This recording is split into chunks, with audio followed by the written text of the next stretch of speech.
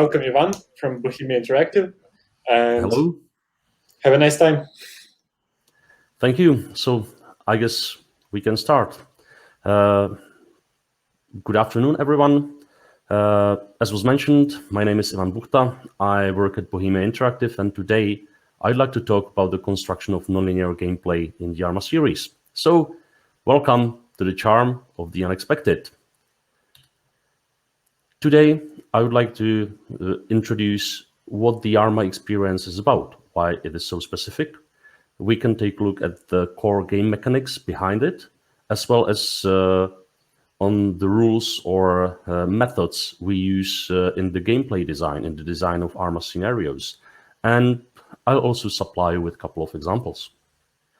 First, a little introduction of the company. Bohemia Interactive was founded in 1999. Currently, there are more than 350 employees scattered across 6 offices across the world.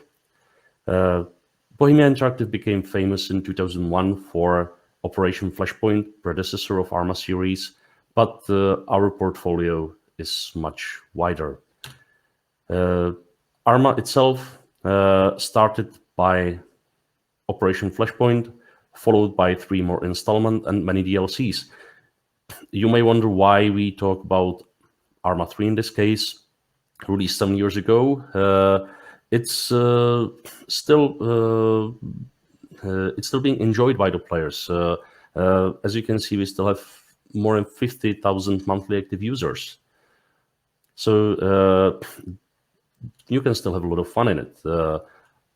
All the games are powered by the various installments or versions of Real Virtuality Engine. It's our proprietary engine, which provides many qualities to our game, and one of them is it's very easy to modify.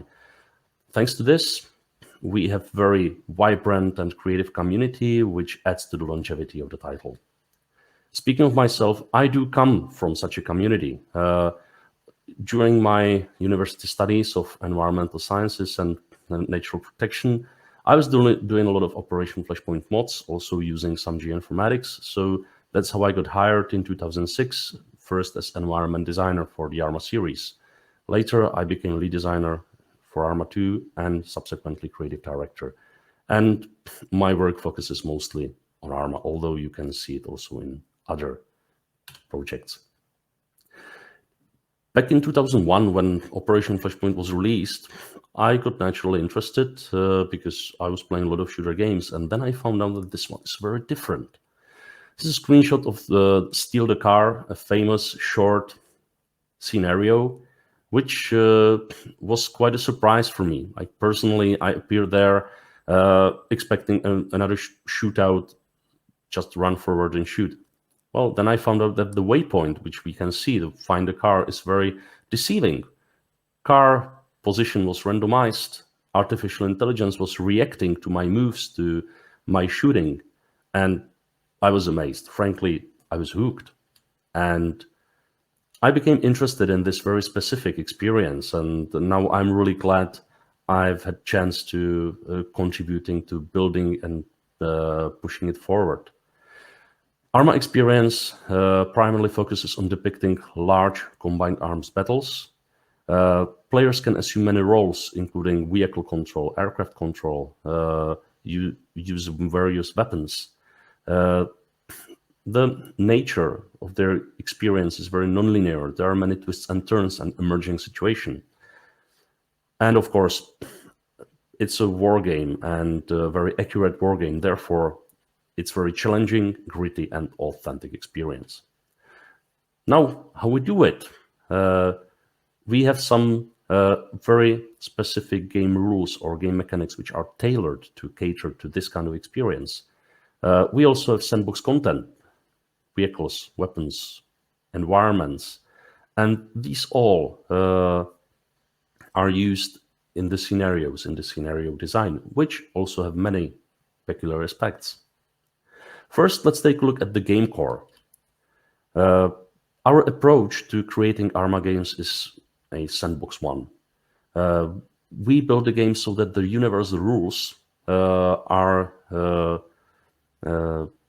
or have priority over some scripted content. So we try to avoid too much scripting of many details in favor of delivering set of rules which really works in any situation, in any conditions, and in any place of an open world.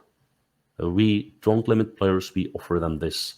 And resulting gameplay, resulting from many unique opportunities to solve particular situations, is very nonlinear. Speaking of the pillars of this, we focus on combat with the depiction of tactics or weapon behavior.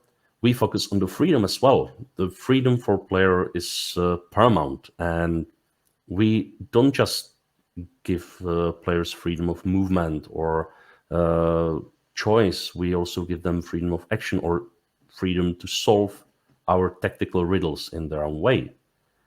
And authenticity is something which has been very important for us.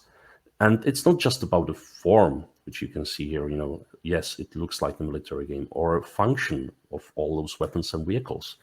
It's also about the authenticity of scale, be it environment, which is fairly big, or the amount of combatants you can see in a common Arma scenario, which may go to hundreds. The very core of the engine, its very functionality, is undeterministic. Thanks to stochastic behavior, nothing is ever the same. So every time AI performs pathfinding, or every time AI perceives something, there's slight variety, so nothing really happens twice the same. Same goes for weapons, and there are many more examples in the engine. We also support randomization in scenario design in the editor. Here we can see a map of the editor, the dashed line or the dashed circle around the waypoint of the blue soldier. Blue soldier is linked with its waypoint by the black line. So the dashed line is where waypoint will actually spawn every time you run the scenario. And it's inbuilt in the game.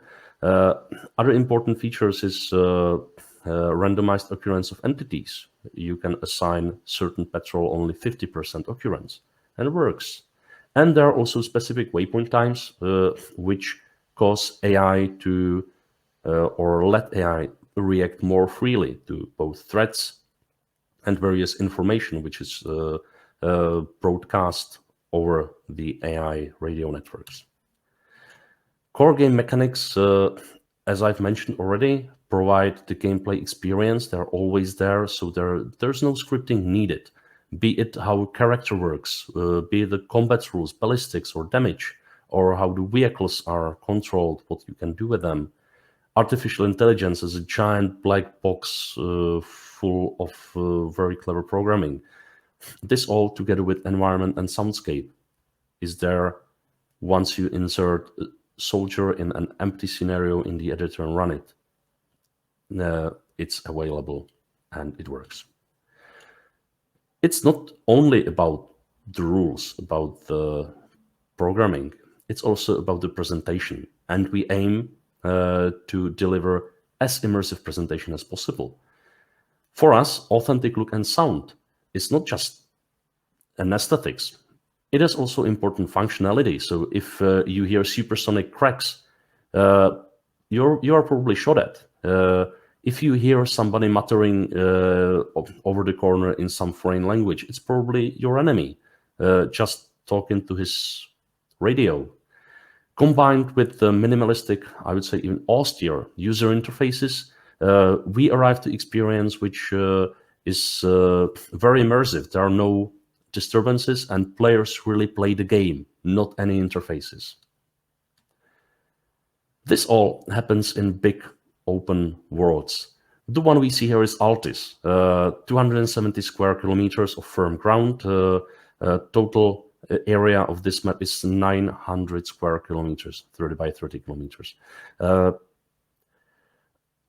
We need to design our open worlds so that they are authentic. So we borrow a lot from the geographic data. This one was inspired by age and island.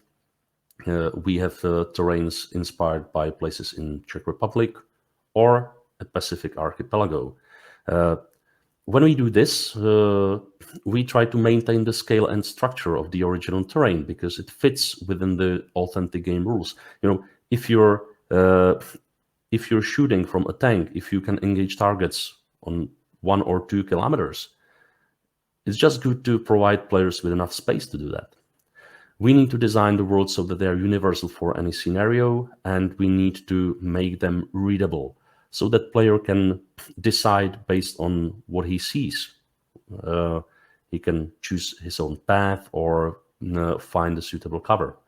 There are many features and functionalities like geographic position and position of sun, moon, and star box, destruction, or ambient life. And of course, there's a layer of invisible data we use, for example, for AI or other gameplay purposes.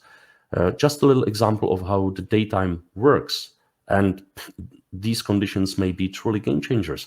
In the upper row, you can see just various times of day. Try to attack into the sun. You need to maneuver differently in different times of day. Then you can see various overcast. It affects, for example, AI perception. So if it's overcast, you are not that visible on longer ranges. And of course, fog. Try to navigate when it's really foggy. When you can't really see too many landmarks, you need to use your map and compass more diligently. And obviously, something which is very important, although it seems like a mini detail or a gimmick. Believe me, it is not. Ambient life, even a very simplistic one, mostly insects, probably the biggest thing we have is a rabbit. They breathe some life into the world, which would be otherwise totally static. And it really fits well. It has some minor interactivity to it, and it's been valued by the players since we started introducing these features. Artificial intelligence is a very huge part of the game, and both combatants and non-combatants are organized into groups, and they are intelligent agents, which means that they use their sensors to gather information about environment, and then they perform the decision making. They perform pathfinding. They can perceive targets. They can even communicate. And when they act in the environments, it's through the actuators. What's really important for Arma games is equality of AI and players, which we really try to safeguard, because this gives us a very good chance to substitute players and NPCs in the scenarios. Once you have a battle where there are dozens of participants, you can always switch between human or playable character and AI. You can have battle which runs only with AI, and suddenly you assign some playable positions, and if the scenario is robust, it works. Because there is no difference in, for example, vulnerability. The combat prowess is very accurately fine-tuned to be similar to how experienced players play. And all the features which can be used by the players are also usable by the AI. For example, vehicle control, manning turreted weapons like static machine guns or mortars, or, for example, the use of various gear like binoculars or night vision. All the rules and all the core features are manifested in the what we call Sandbox Assets, which are various vehicles, weapons, equipment, groups, terrains, or even props, which you can see in the game, with which you can interact, with which you can actually play.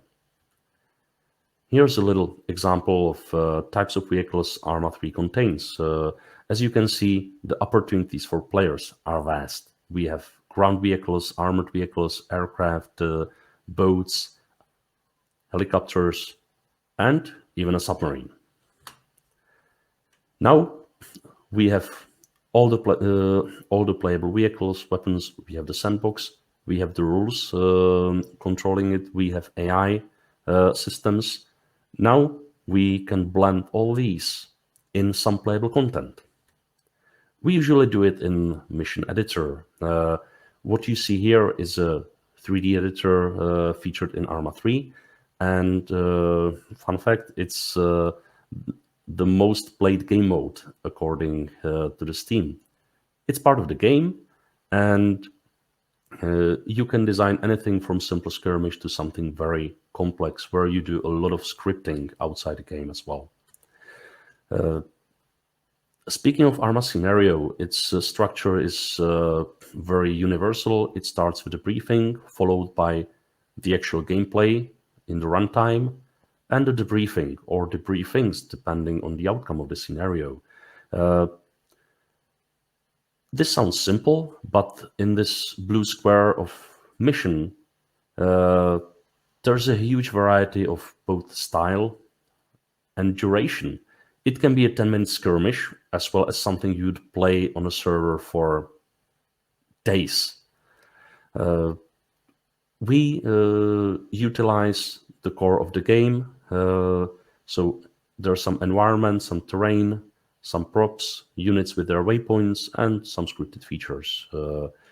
The way scenario is controlled, it's done via means of finite state machines or FSMs. We even have our own proprietary FSM editor. To put it simple, mission can be described by several states and conditions, which can switch from one state to another. So, for example, condition 1 can be victory, condition 2 can be loss. And, for example, based on the victory in a skirmish, we could be told as a player to move further. There can be reinforcements of enemy pouring in for hasty defense. If we lose, we may be told to withdraw to initial positions. And obviously, if there's nothing to react, there's also some fail-safe, something to make sure the scenario always finishes. So we often use forced timeout. One thing has to be said: we disregard players. Yep, sorry. But don't get me wrong, please. We try to build our gameplay so that the course of events is not depending on the player. Player, in our eyes, is not Atlas, holding all the world and all its functionality on himself. We try to provide a scenario which is robust, which can work without the player. You know, if you're a squaddy in one of the many squads taking part in the battle and you're slacking, well, battle will not wait, right? So we have AI groups which have their plans manifested by chains of waypoints, which we can even switch. And AI is following their plans. They interact, they meet. If they see enemy, they engage them, or they retreat when they get losses. Of course, if we do it like this, if this is done right, such a robust design leads to a very multiplayer-friendly setup where you can let one or many players enjoy the scenario. On the other hand, there are specific things for regarding player for which we care a lot. In fact, we do care a lot about the player because it's him who has to enjoy the gameplay. He can feel like a small pack in the war machine, but player should definitely be a very well-informed pack. So we try to reward player for their effort, or generally speaking, provide feedback to their actions, including the negative ones. Player needs to know the rules of the scenario. What are the objectives? What are conditions? For example, how much time do I have to kill enemy officer in a village, or under which condition I can conquer hill 357? What are my limitations? What are my possibilities? And again, if the change is state, we've seen that we are changing states of the scenario. For example, you are told to retreat. We really need to tell the player. So we use various task lists or radio chatters to really keep him informed. Situation changed. You have to react. And while designing scenarios, we want to maintain players' freedom, including the freedom to do bad things or silly things, like the meme on the right shows. In Arma 3, this is really typical because you have inventory which can be accessed in the real time so that you can scavenge, loot, use found equipment, or whatever. Player might come from anywhere, do anything, and we have to be ready for this. In order to do things right, we focus on keeping the goals general. So there are no specific prescribed forced ways. So for example, now, dear player, go and kill enemy officer with this exact rifle from this exact church tower until, I don't know, 5 minutes. No. In Arma scenario, it's just enemy officer must die. You have 20 minutes. Have fun. Obviously, we also need to balance limitations. If players can do anything, scavenge all the thing, they can, for example, steal tank and break our mission. Or from a different point of view, they can steal tanks and have quite some fun, right? And we try to support the latter. Thanks to the random nature of events depicted in the engine, and thanks to in-game randomization, there's a great deal of replayability. It's a big quality of Arma scenarios, and we try to safeguard it. In the multiplayer scenarios, we can also introduce scenario parameters, which can further change the experience, and I would say our community often overuses them. You can see that there are many milsim scenarios with 20 or more various conditions, but this alone gives players opportunity to play this scenario for many times, and it's always different, and when you change the conditions, it can be completely different experience. We also face some limitations and obstacles when we try to achieve some cool nonlinear emergent Arma gameplay. There are some objective ones, biggest of them being performance. Also limitations in the scope of the game. The game trades off some capabilities for capability to be big, to let many NPCs in, etc. And also because editor, game data, everything, this is very open. If you don't know what you're doing, there's a big room to fail, really. And there are as well subjective obstacles. Some people may not be interested in creating something which they don't have entirely under control. There may be even ambitions to do it like Michael Bay, to really create some awesome explosion, right? Well, in Arma scenario, when you create some awesome explosion, you are facing many risks. For example, player gets stuck somewhere in some random shootout and misses your great explosion, or approaches it from angle from which it does not look so good. Yeah, so we should abandon this. And of course, customer demands, either perceived or real. Some people want us to do Call of Duty, but in Arma scale. We've traded details for the scale, so we simply can't do things. And no matter how we bend the game, the engine, it's usually a disaster, so we have to stick to rules as they were designed. Let me just recommend you a couple of my personal favorites, showcasing the specificity of the nonlinear gameplay in Arma, namely in Arma 3. Combat Patrol it's a cooperative multiplayer originally developed as some sort of multiplayer introduction for new colleagues. The key parameter here is the location. So you can choose location, and then the content, including objective or enemy, is semi-procedurally generated. I'm sorry, what also has to be said, what we tried with Combat Patrol, the mission does not end when players fulfill their objective. They also need to exfiltrate. So it's very similar to how the real combat mission would proceed. You appear somewhere, you go in, but you have to return. That's your key objective. Zeus DLC. It's something very special to our game. This DLC introduces Game Master into multiplayer scenarios, into some of them. And Game Master can influence the game in the real life. Zeus can not just strike lightnings. Zeus can also insert props, insert AI, and also take control of AI units.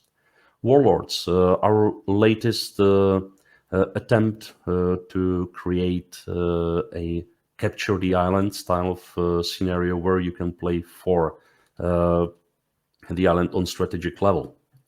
And Old Man DLC, it's a notable attempt to, and very successful one, to create a true open world. It works in single player, and it's about old men on a tropical archipelago, which is full of enemies.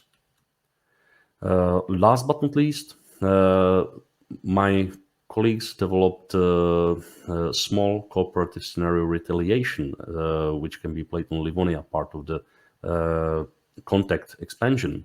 In this cooperative multiplayer, players have to stay stealth, hidden, and they are parachuted into a map which is 12 by 12 kilometers. And they only have to walk a lot or steal vehicles, act as some deep reconnaissance unit, and pinpoint targets, just report them and avoid detection. The notable feature of this is that the whole map is populated by the AI. And of course, there's many more, both official and community content you can play. Now, let me take a look at how it all sounds from developers' point of view. Why do we do that? Of course, because we like it that way, because we find the game more interesting ourselves, and it's more interesting for a longer time. Thanks to all the variables, the experiences are truly emergent and memorable, unusual. And thanks to the variety of the roles or situations, the player base can be pretty diverse, and many player types are attracted by the game. So it's definitely worth all the hassle. On the other hand, we certainly cannot offer the full control over what player be or do. So forget about some movie-like experience. Forget about like some fluent presentation of narrative or some detailed depiction of many details. We sacrifice all this to the scale, big picture, and the freedom. In this scenario design, we try to maintain certain features, certain things like the independence of scenario progress on player. It's really important to not to build scenarios on around the player himself. Only this allows us to ensure players' freedom. Game features should be accessible and well communicated. The randomness should be under control. Otherwise, if you overdo it, some players may, for example, find no opposition. Some other players may find all the opposition, and nobody would be really happy because someone would be bored, someone would be frustrated. We diligently use the sandbox features, and we do not bend them. They were designed to help us and to create specific gameplay. So trying to bend such a feature is like ramming your head against the wall. And of course, what is super important is the clear communication of everything to the player. He's our customer. He's the most important person in this scenario. Thank you for attention. Thanks to the organizers for the opportunity to talk to you. And also huge thanks to my colleagues from Arma team, past and present, whose work I had honor to present here. And my very special thanks to Greenfist, our community member, whose artworks I used in this presentation. If you want to know more, please feel free to check bohemia.net. Feel free to write me an email or follow me on Twitter. So thanks again. Thank you very much, Ivan, for your lecture. You're welcome. A couple of questions. Actually, one is a comment. It's from Sergey. He says that rabbits in Arma are terrifying. Yeah, I know. They are even not synchronized over multiplayer, and unfortunately, there was always something getting in the way, something with higher priority. So there are people who see a rabbit, and other players next to them don't see it, or may not see it. So yeah, I know rabbits are very peculiar creatures in Arma. I'm very sorry, Sergey. I hope you can still enjoy the game. All right, and one question is, were there any features or mechanics that you had to design specifically for single player or multiplayer? We try to avoid designing features which would work only in the single player. The difference is mainly in the approach to how we design the scenarios. Like in multiplayer, it's from technical standpoint slightly more complex, because you need to synchronize more variables, more events. I don't want to go technical because my colleagues would laugh at me. But probably the only bunch of truly single-player features, although scripted, were developed for Old Man DLC.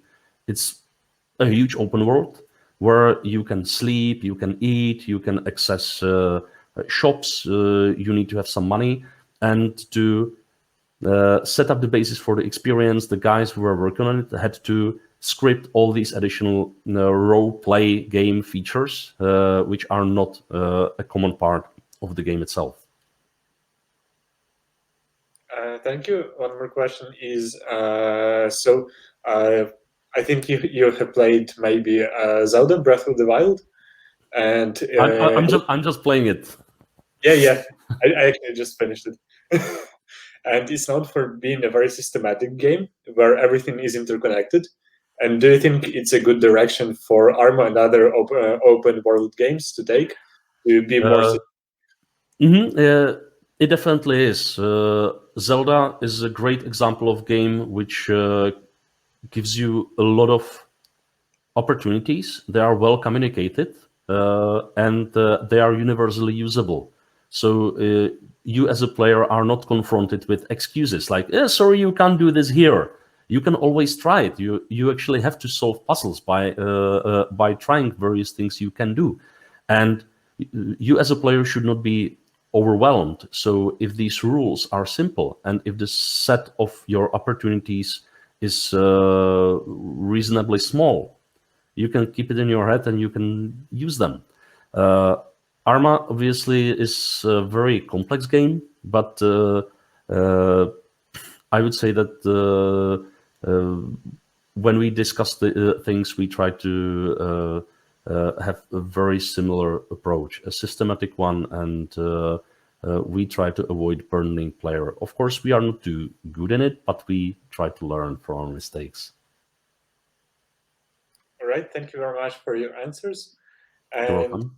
we're going to coffee break. Thanks, Ivan, for your lecture and your answers again. And we'll continue in an hour with our conference. Thank you. Thank you very much. Bye-bye.